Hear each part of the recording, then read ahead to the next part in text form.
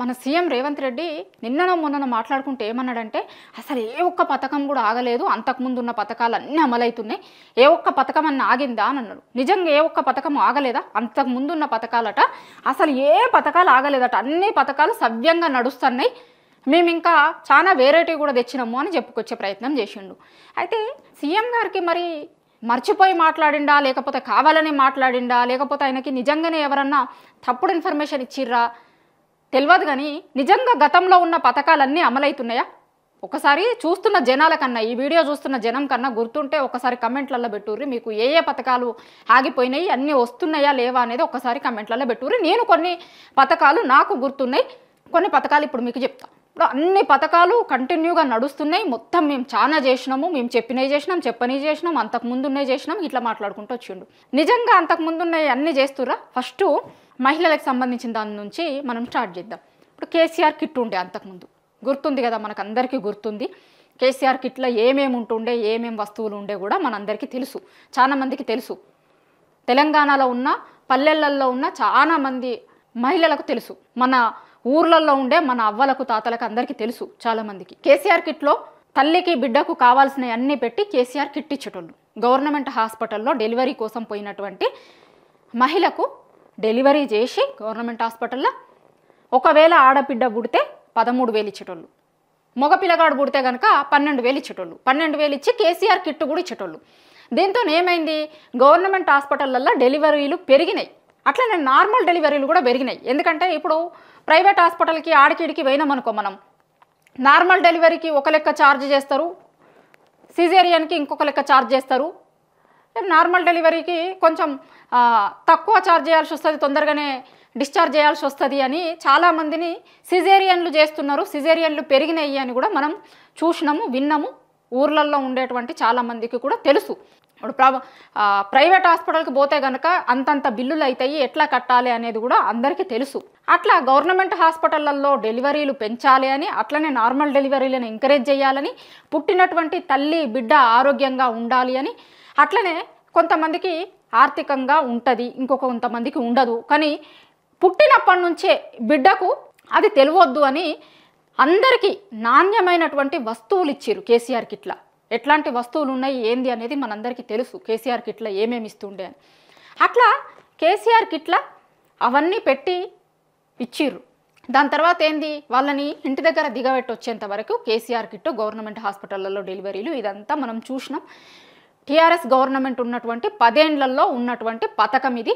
ఆ పథకం కింద ఎంతమంది లబ్ధి పొందిరు, లబ్ధి పొందిన వాళ్ళందరికీ తెలుసు. ఇవాళ మాట్లాడుతున్నారు, మనం మాట్లాడాల్సిన అవసరం లేదు. ఊర్లలోకి పోతే అందరూ అమ్మలు అక్కలు మాట్లాడుతున్నారు. అంతకుముందు మేము గవర్నమెంట్ హాస్పిటల్లో డెలివరీకి పోతే నార్మల్ డెలివరీలే అవుతుండే, డెలివరీ అయిన తర్వాత మాకు కిట్ ఇస్తుండే, దాని తర్వాత ఈ డబ్బులు కూడా వస్తుండే అని.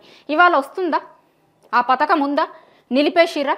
ఇప్పుడు మేము ఏ పథకాన్ని ఆపలేదు, లేకపోతే అన్నీ కరెక్ట్గా నడుస్తున్నాయి అన్నారు కదా. నేను ఇట్లా చెప్పుకుంటూ పోతే చాలా పథకాలు చెప్పొచ్చు, కానీ వీడియో చాలా పెద్దగా అవుతుందని కొన్ని పథకాలు చెప్తా. కొన్ని పథకాలు నిజంగా నడుస్తున్నాయా, అమలవుతున్నాయా, ఆగిపోయినాయా అనేది వీడియో చూస్తున్న వాళ్ళకే తెలుసు. కేసీఆర్ కిట్ చెప్పిన ఇంతకుముందే. దళిత బంధు, దళిత బంధు ఏది వస్తుందా, ఇస్తుందా ఈ గవర్నమెంట్? 10 లక్షలు దళిత బంధుతోని చాలామంది చిన్న చిన్న ఇండస్ట్రీల లాంటివి పెట్టుకున్నారు. చాలా ఇప్పుడు అంతకుముందు దళిత బంధు ఇంట్రడ్యూస్ చేసిన తర్వాత లబ్ధిదారులు ఎవరు ఏంది లబ్ధి పొందిన వాళ్ళకే తెలుసు. ఎంత లాభమైంది దాంతో, ఎట్లా బాగుపడ్డాయి, వాళ్ళ బతుకులలో మార్పులు వచ్చినాయి అనేది కూడా తెలుసు. దళిత బంధు వస్తుందా, ఇవాళ కొనసాగుతుందా దళిత బంధు? బీసీ బంధు, బీసీ బంధు ఏమైపోయింది, వస్తుందా? ఏ పథకాలను ఆపలేరు అన్నారు కదా, దళిత బంధు, బీసీ బంధు. గొర్రెల పంపిణీ నడుస్తుందా? ఇప్పుడు యాదవ్ సామాజిక వర్గానికి చెందిన వాళ్ళకి గొర్రెలు ఇచ్చేటోళ్ళు కదా, గొర్రెల పంపిణీ ఉందా? ఇప్పుడు ఈ సామాజిక వర్గం గురించి చర్చ వచ్చింది కాబట్టి ఇంకోటి కూడా చెప్తా. ఉమ్మడి ఆంధ్రప్రదేశ్ దగ్గర నుంచి యాదవ్ సామాజిక వర్గం వాళ్ళకి ఖచ్చితంగా మంత్రి పదవిలో మంత్రి స్థానం ఉంటుండే. ఇప్పటి వరకు యాదవ్లకి మంత్రివర్గంలో చోటు ఇవ్వని క్యాబినెట్ ఏదన్నా ఉంది అంటే అది రేవంత్ రెడ్డి గవర్నమెంట్లోనే, అది ఇప్పుడు రేవంత్ రెడ్డి క్యాబినెట్లోనే. యాదవ్లకు లేదు, స్థానం లేదు, క్యాబినెట్లో యాదవ్ లేరు. ఉమ్మడి ఆంధ్రప్రదేశ్ నుంచి మొదలు పెట్టుకుంటే ఈ రోజు వరకు కూడా ప్రతి క్యాబినెట్లో ప్రతిసారి యాదవ్లకి వాళ్ళ సామాజిక వర్గానికి ఒక మంత్రి పదవి ఇస్తుండే. కానీ ఇప్పుడు రేవంత్ రెడ్డి క్యాబినెట్లో మాత్రమే యాదవులకి ఒక్కరికి కూడా మంత్రివర్గంలో చోటు ఇయ్యలే. మంత్రులు లేరు యాదవులు. గొర్రెల పంపిణీ ఆగిపోయింది. క్యాబినెట్లో ఒక్కరు కూడా మంత్రులు లేరు యాదవులు. ఇట్లా చెప్పుకుంటూ పోతే ఎన్ని పథకాలు ఏంది అని అంటే ఒక రోజంతా చెప్పొచ్చు. అన్ని పథకాలు ఆగిపోయినాయా, నిజంగా ఇప్పుడు ఉన్నాయా, కొనసాగుతున్నాయా ఏంది అనేది. కంటి వెలుగు కావచ్చు, డయాబెటిక్ సెంటర్లకు సంబంధించినవి కావచ్చు, చాలా పథకాలు ఉన్నాయి ఇట్లా చెప్పుకుంటూ పోతే. డబల్ బెడ్రూమ్ ఇండ్లు అంతకుముందు కేసీఆర్ గవర్నమెంట్ ఉన్నప్పుడు డబల్ బెడ్రూమ్ ఇండ్ల పథకం ఉండే. వీళ్ళు ఏమన్నారు, ఇందిరమ్మ ఇల్లు ఇస్తాము అన్నారు. ఆ ఇందిరమ్మ ఇండ్ల కథ కూడా చెప్పుకోవాలి మనం. ఇందిరమ్మ ఇండ్లని ఏమన్నారు, మార్చి 31 వరకే ఓ రోజు స్టార్ట్ చేశారు కదా వీళ్ళు. మనం చూసినాం కదా, ఇందిరమ్మ ఇల్లు, రైతు భరోసా, అట్లనే రేషన్ కార్డులు, ఈ మూడింటిని ఒకటే రోజు జనవరిలో స్టార్ట్ చేసి జనవరి ఎండింగ్ వరకే చేస్తామన్నారు. దాని తర్వాత మార్చి 31 అన్నారు. మార్చి 31 అయిపోయింది, అంత అయిపోయింది. అసలు ఇందిరమ్మ ఇండ్లు ఎవరికి వచ్చినాయి, ఏం చేసింది ఏంది అనేది గవర్నమెంట్ దగ్గర ఉన్న లెక్కలు ఉన్నాయో లేవో తెలియదు మరి వాళ్ళటి వరకు. డబల్ బెడ్రూమ్ ఇండ్లు ఉన్నాయా, నడుస్తున్నాయా? డబల్ బెడ్రూమ్ ఇండ్లది పథకం అట్లనే ఉన్నదా? రైతు బంధు, సరే రైతు బంధును రైతు భరోసాగా మార్చిర్రు. రైతు భరోసాగా మార్చి గతంలో ఉన్నటువంటి రైతు బంధు పథకాన్ని రైతు భరోసా పేరు మీదకి మార్చి రైతు భరోసా ఇస్తాము అన్నారు. ఎంత ఇస్తామన్నారు? 15,000 ఇస్తామన్నారు. 15,000 ఇస్తామని ఒక సంవత్సరం మొత్తం ఎగ్గొట్టిర్రు.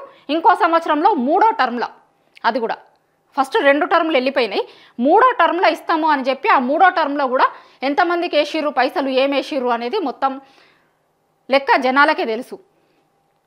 సగం మందికి కూడా వల్లేదు. ఎన్ని ఎకరాల వరకు వేసిర్రు, ఎన్ని లక్షలు వేసిర్రు అనేది కూడా ఇప్పటి వరకు లెక్క బయట పెట్టలే గవర్నమెంట్. లెక్క బయట పెట్టకపోగా మొన్న వాళ్ళ మంత్రి తుమ్మల నాగేశ్వరరావు గారు ఏం చెప్తారు, నిజంగానే మేము చెయ్యలేదు, రైతులు మమ్మల్ని మన్నించాలి, అందరికీ చేస్తాం అనుకున్నాం కానీ చెయ్యలేదు, రుణమాఫీ కావచ్చు, అట్లనే రైతు భరోసా మార్చి 31 వరకు చేస్తాం అనుకున్నాం రైతులందరికీ, కానీ ఇప్పటి వరకు చెయ్యలేకపోయినా మమ్మల్ని మన్నించాలి రైతులందరూ అని మీ మంత్రే కదా మాట్లాడింది. జనం మాట్లాడింది, జనం మాట్లాడుతున్నారు అని అంటే జనం ఒక దిక్కు, జనం మాట్లాడేది జనం మాట్లాడుతున్నారు, మీ మంత్రులు కూడా మాట్లాడిర్రు, మేము చెయ్యలేదు, మేము చేయలేకపోయినాము, మమ్మల్ని మన్నించుర్రి అని రైతులని అడిగిర్రు మీ మంత్రే. ఇట్లా చెప్పుకుంటూ పోతే చాలా పథకాలు ఉన్నాయి. కానీ మన సీఎం గారు ఏం చెప్తారు అంటే అసలు ఏ ఒక్క పథకం ఆగలేదట, అన్ని పథకాలు కంటిన్యూ అవుతున్నాయి, అసలు మేము చాలా బ్రహ్మాండంగా చేస్తున్నాం. ఇంకా చెప్పమంటే ఏం చెప్తారంటే వీళ్ళు ఇప్పుడు 6 గ్యారంటీలు 420 హామీలు ఇచ్చిర్రు కదా, రేపు పొద్దున అవి కూడా స్టార్ట్ అయినాయి అని చెప్పేటట్టే ఉన్నారు. ఎందుకంటే ఆగిపోయిన పథకాలు అసలు ఆగిపోలేదు అన్న లెక్క మాట్లాడుతున్నారు.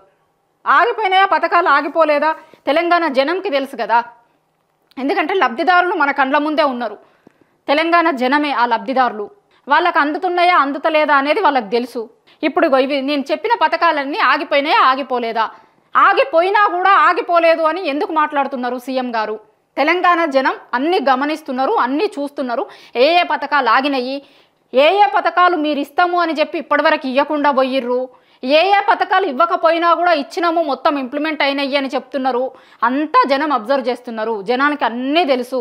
టైం వచ్చినప్పుడు ఖచ్చితంగా రైతులు, జనం వాళ్ళు తగిన రీతిలో సమాధానం చెప్తారు ఖచ్చితంగా. జనం అంతా కూడా అబ్జర్వ్ చేస్తున్నారు.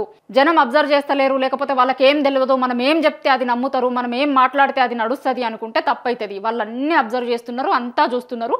టైం వచ్చినప్పుడు చెప్తారు అంతే.